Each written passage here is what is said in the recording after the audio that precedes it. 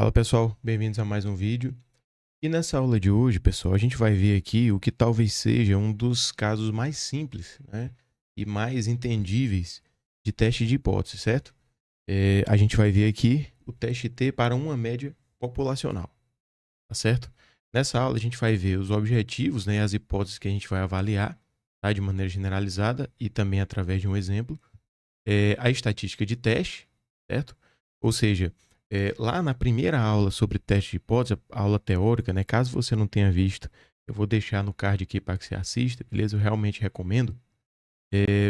A gente viu que a gente precisa ter uma estatística que segue uma distribuição considerando que a hipótese nula é verdadeira, né? Então, a gente vai falar que estatística é essa, a distribuição dessa estatística sobre H0 e, por fim, a regra de decisão, beleza? Então, nesse primeiro momento, nós não vamos usar software, certo? É mais um entendimento sobre a ideia generalizada, beleza? Vamos ter também aqui um vídeo de exercícios, tá? Em que a gente vai realizar exemplos um pouco mais aprofundados, né? Inclusive um exemplo que está contido nesse vídeo, né? E vamos ver também como a gente faz o teste T no R, tá joia? Então, pessoal, iniciando aqui pelos objetivos e as hipóteses do nosso teste T para uma média populacional, tá? Nesse caso, se você tem uma variável y, né, essa variável quantitativa e que pode ser praticamente qualquer coisa que você está estudando aí, né, desde que seja quantitativo, o teste T para uma média populacional tem como objetivo verificar se essa média populacional da sua variável, né, que certamente você não vai ter acesso, então a ideia é verificar se essa média é maior, menor ou diferente de um valor arbitrário que a gente vai denotar por μ0, beleza? Como que eu traduzo isso em termos de hipóteses, né, na estatística? Então, nós temos aqui o teste bilateral, né? No teste bilateral, vale lembrar, pessoal, que a gente atribui aí o sinal de igualdade por uma questão de notação e de conhecimento da distribuição sobre H0 para qualquer situação aí unilateral ou bilateral, tá? Então você vai ver aí que sempre o H0 média vai ser igual a μ0, né? Esse μ0, pessoal, ele é arbitrário, tá? Vamos supor, você acha que o índice de rendimento de um curso específico é maior do que 7, né? Esse 7 seria o μ0, beleza? Então, dentro do contexto, né, você pensa aí na ideia que você quer trabalhar, e aí você traduz em termos de hipóteses dentro aí dessas três possibilidades, beleza? Então, no teste bilateral, a hipótese alternativa aqui é que a média é diferente desse valor que você verificou aí. No teste unilateral à esquerda, a média vai ser menor. E no teste unilateral à direita, a média vai ser maior. Tá joia? Então, para começar, tá? A gente vai considerar aqui um exemplo, beleza? E a partir desse exemplo, nós vamos entender os conceitos desse teste, os conceitos essenciais, tá? Que vocês vão precisar sempre que vocês forem resolver algum exercício ou, na prática, realizar alguma análise estatística através desse teste T, tá? Então, olha só. Considere que uma pesquisa foi feita em um condomínio para verificar a renda familiar de cada apartamento. A ideia foi verificar se a renda familiar era superior a R$ 2.000, tá? Então, vamos considerar aí esse primeiro exemplo hipotético aí, tá certo? Ou seja, se a gente tem essa situação, significa que a nossa variável y é a renda familiar dos moradores desse condomínio, não é?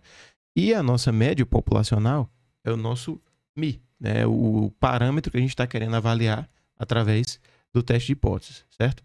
Então,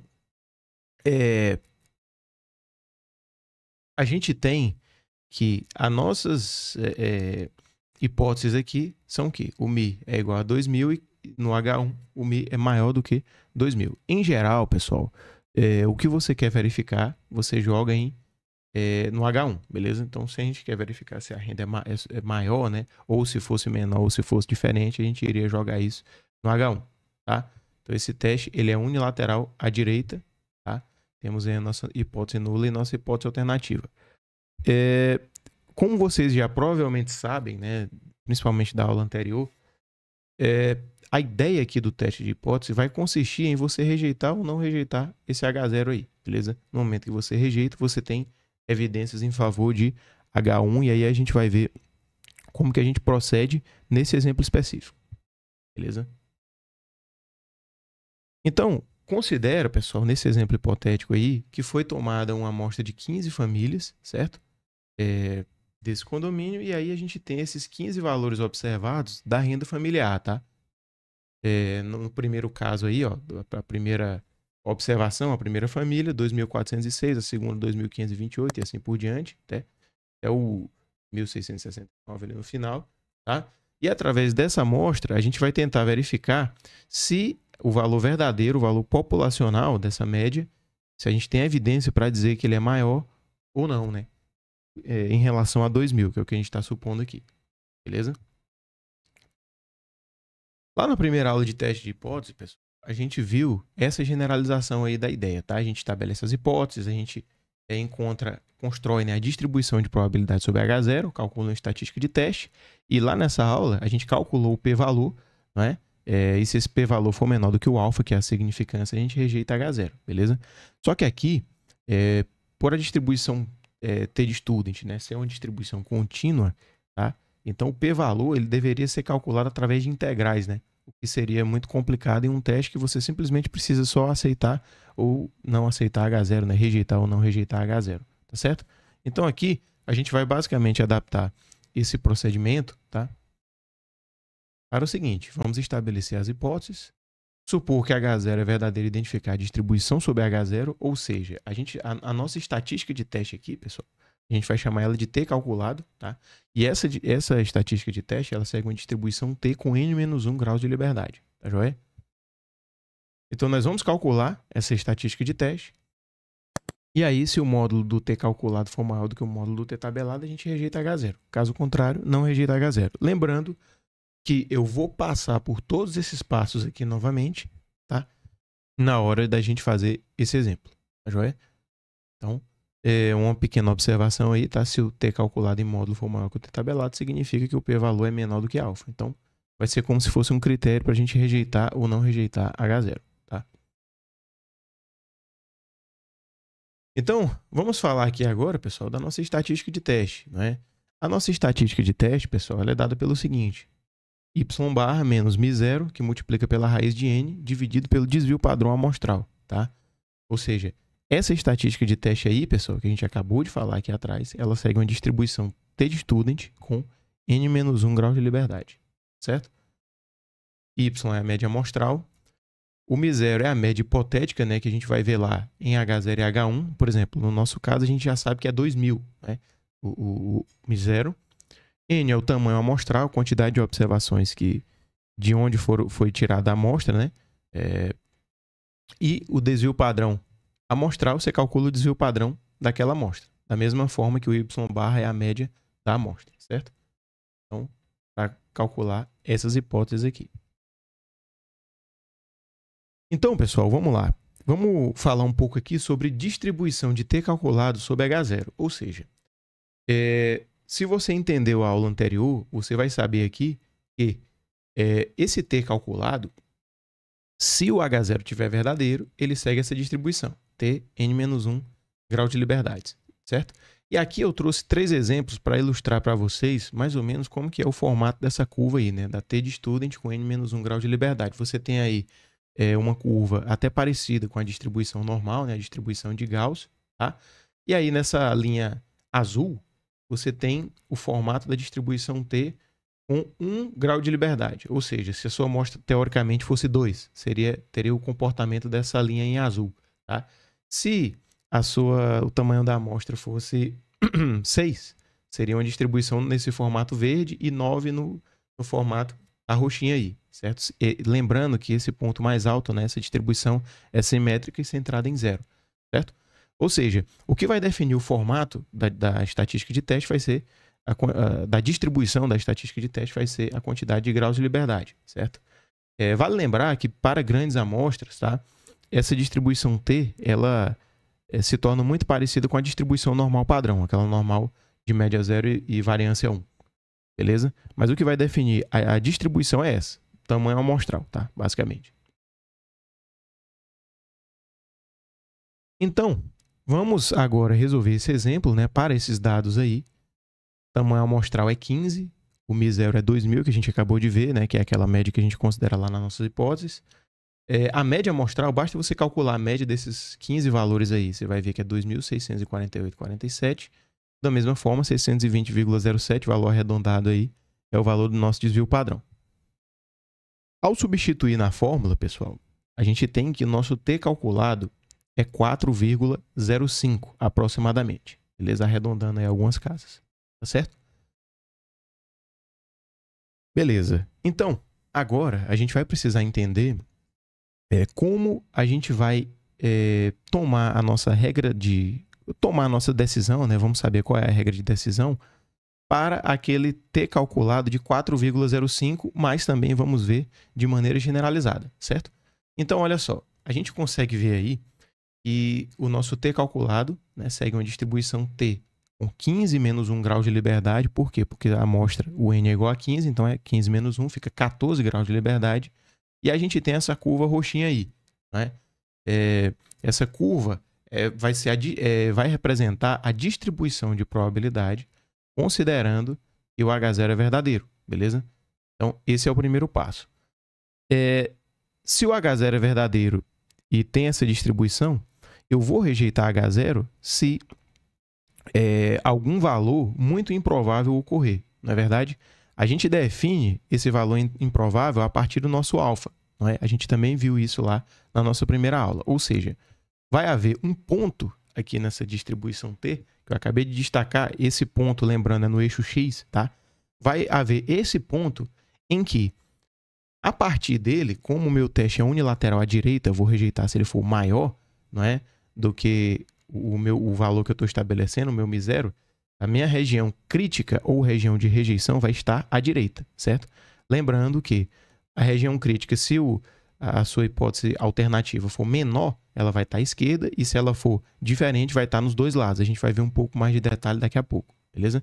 Ou seja, essa área que foi destacada em cor vermelha, tá? É exatamente o nosso alfa, que aqui, né, para esse exemplo específico, eu estou especificando ele como 0,05, mas você pode usar 0,10 ou 0,01 ou qualquer outro valor que você achar necessário, beleza? Então, nesse caso aqui, pessoal, a gente identificou, a partir desse ponto, é como se o H0 fosse muito improvável de acontecer, tá? Ou seja, se o meu valor calculado lá, o T calculado, for maior do que esse ponto aí que foi destacado em pontilhado, tá? Significa que é muito improvável de acontecer. Em contrapartida, nós temos aqui esse outro lado, que é como se fosse a área, né? Essa área em azul, é como se fosse no eixo X aí, os pontos mais prováveis de acontecer se o H0 for verdadeiro, beleza? Então, a gente sabe já por definição que essa área é de 0,95, beleza? Ou seja, o que eu estou querendo mostrar com esse simples gráfico aqui é que se o H0 for verdadeiro, tá? É muito mais provável ele cair nessa área azul do que nessa área vermelha, tá? Lembrando que eu estou falando aqui, cair na área azul ou vermelha não é em qualquer lugar, é no eixo X, beleza? Que você está vendo aí que está indo de menos 4 até 4, né? Numericamente, certo? Lógico que vai de menos infinito até infinito, tá joia? Então, vocês já devem ter visto, pessoal, que existem tabelas, né, para caracterizar isso que eu acabei de falar, né?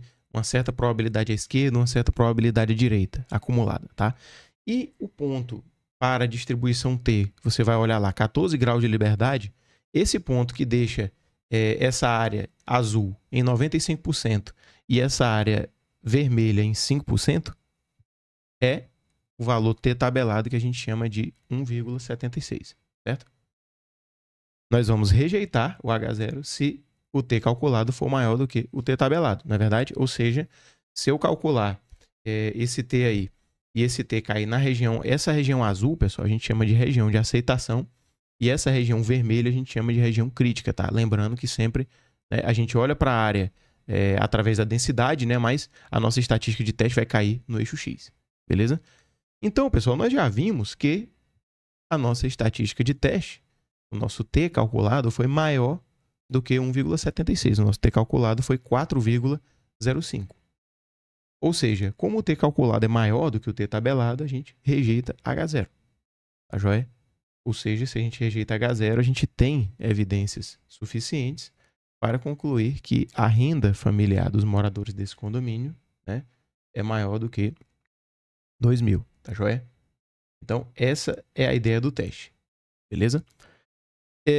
Eu acredito aqui que nesse ponto tenha ficado claro essa questão da regra de decisão, né? Ou seja, você estabelece, você tem uma distribuição sobre H0, você identifica o quão improvável, né? Digamos, uma região onde é mais provável e uma região onde é menos improvável, para com base nisso, né? Você tem a região onde você aceita H0 e a região onde você não aceita H0, né? Ou, em outras palavras, você tem a região onde você não rejeita H0, a região azul, e a região onde você rejeita H0, que é a região vermelha, certo? Só que aqui é o seguinte, a gente viu o caso específico em que a gente tem um teste unilateral, não é? Unilateral à direita. Então, vale algumas ressalvas aqui, tá? Se esse teste fosse, pessoal, unilateral à esquerda, tá? A gente teria essa área aí, ó, de maneira análoga, né, espelhada, tá? Só que no lado esquerdo, a gente teria o mesmo valor para definir a região crítica negativo, né? Então, a gente teria aí, ó, a região de aceitação seria em azul e a região de rejeição seria em vermelho, tá? Só que para o outro lado. E esse ponto que define essa região crítica seria menos 1,76. A gente já viu que no outro lado lá é 1,76 positivo. Aqui, para a gente rejeitar H0, teria que ser o valor absoluto não, né? O valor calculado, na verdade, se você não considerar módulo, teria que ser menor do que menos 1,76. Em módulo, né, o módulo deveria ser maior, porque o módulo trabalha com valores absolutos, certo?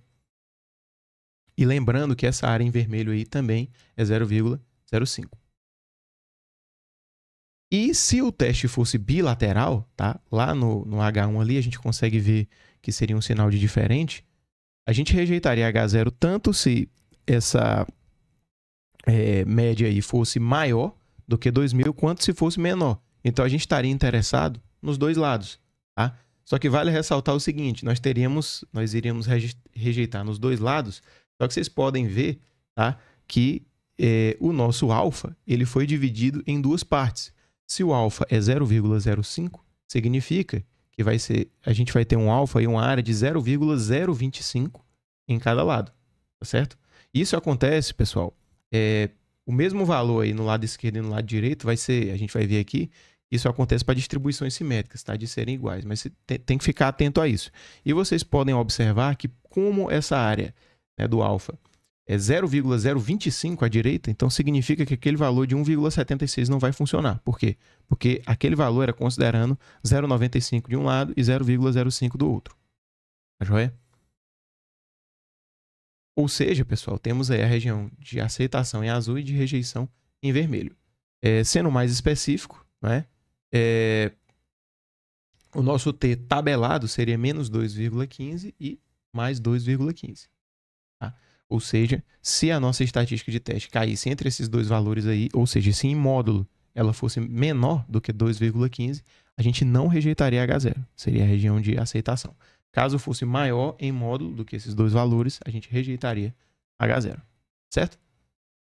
Então, isso aqui, pessoal, foi uma maneira bem generalizada, né, de mostrar o teste de hipótese, teste T para uma média populacional, através de um exemplo, tá? Então, vamos novamente aqui, ó, lembrar, estabelecer as hipóteses, supor, né, essa distribuição, considerar que o H0 é verdadeiro e calcular a distribuição sobre H0, tá? A gente já viu aqui que o T calculado segue uma distribuição T com N-1 grau de liberdade. Você calcula a estatística de teste, com isso, né, com essa estatística de teste, você identifica se essa estatística de teste vai estar na região crítica ou não. Tá? Se ela estiver na região crítica, significa que o p-valor dela, você não vai saber, fazendo exatamente o que a gente fez aqui, a gente não vai saber exatamente qual é o p-valor, mas a gente já vai saber que ele é menor do que o alfa que você estabeleceu, beleza? Que nesse caso aqui foi 0,05. Tá joia? Então, pessoal, esse foi o vídeo de hoje. Tá? Se te ajudou em alguma coisa, se você aprendeu alguma coisa, curte, compartilha, beleza? Se gosta desse tipo de conteúdo voltado à estatística, né, essa parte teórica também, vamos ver aqui um pouco mais a parte prática, considere se inscrever no canal também, beleza? E eu vou deixar aqui 2 vídeos, tá? Um deles resolvendo exercícios no teste T e no outro, como a gente realiza esse tipo de teste T para uma média populacional no R, beleza? Então é isso, um abraço e até a próxima.